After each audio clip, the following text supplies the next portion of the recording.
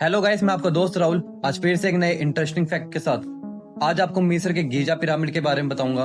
यह फैक्ट आपकी नॉलेज को काफी बढ़ा देगा। क्या आपको पता है इतने बड़े पिरामिड्स को आखिरकार बनाया किसने और वहाँ कौन रहता था?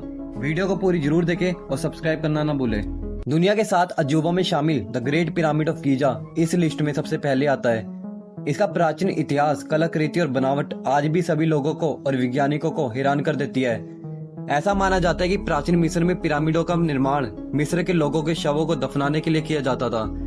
यह पिरामिड 10 से 20 सालों में बनकर तैयार हुए, जिसे मिस्र के राजा फराओ कुफू ने बनवाया था। वैसे तो यहाँ के पिरामिडों का इतिहास 4000 साल पुराना बताया जाता है, लेकिन आज भी इन पिरामिडों से जुड़े कई मिस्ट्रीज है जिनके बारे में सही जानकारी किसी को भी नहीं पता। बताया जाता है कि गीजा का महान पिरामिड 2560 साल पुराना बनाया गया है, जिसको कुफू पिरामिड के नाम से भी जाना जाता है।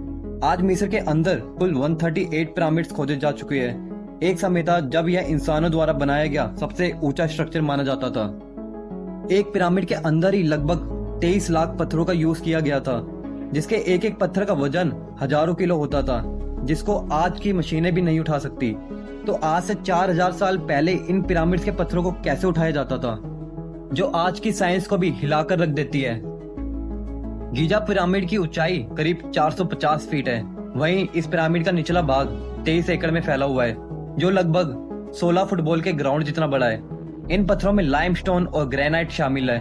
पिरामिड कैसे तैयार हुआ, जिसको दुनिया के साइंटिस्ट अलग अलग तरह की थ्योरी में बताते हैं। कहा जाता है कि राजाओं की इन कब्रों में उनके शरीर के साथ साथ खजानों और जरूरत की चीजों को भी दफना दिया जाता था। और दोस्तों, राजा की प्रजाओं को दफन करने से पहले उनका मम्मी बनाया जाता था।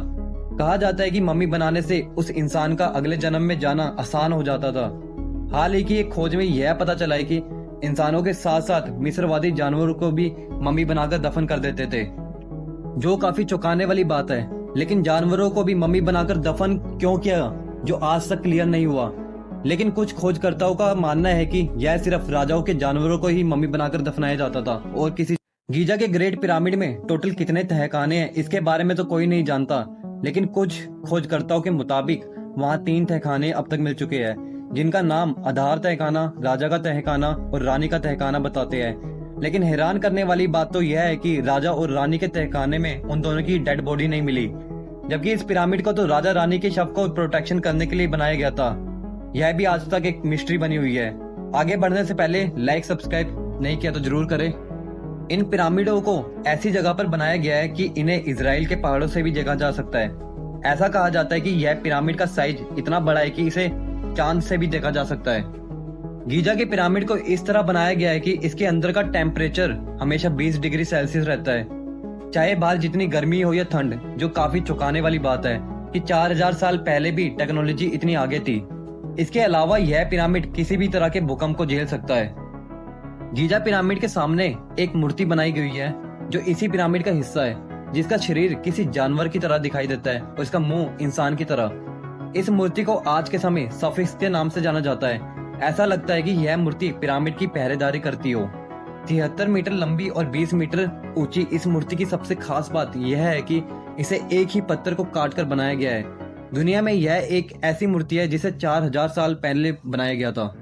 ऐसा माना जाता है कि इस पिरामिड के अंदर बैठने से कई रोगों को खत्म किया जा सकता है। गीजा के इस पिरामिड को 481 फीट ऊंचा बनाया गया था, लेकिन आज इसकी हाइट काफी कम हो गई है। कहा जाता है इतने आंधी तूफान के कारण आज इसकी हाइट 455 फीट रह गई है। इस पिरामिड की मिस्ट्री आज तक कोई सोल्व नहीं कर पाया। आपको क्या लगता है उस वक्त उन्होंने बिना आधुनिक औजारों और बिना मशीनों के इतने बड़े पत्थर इतनी ऊंचाई पर कैसे रखे? कमेंट करके जरूर बताएं। वीडियो पसंद आई तो कमेंट, सब्सक्राइब और लाइक करना ना भूलें और अपने दोस्तों को शेयर करना ना भूलें, ताकि आपको इसी तरह की वीडियो हमेशा मिलती रहे। अगर आपने मेरी बाकी पुरानी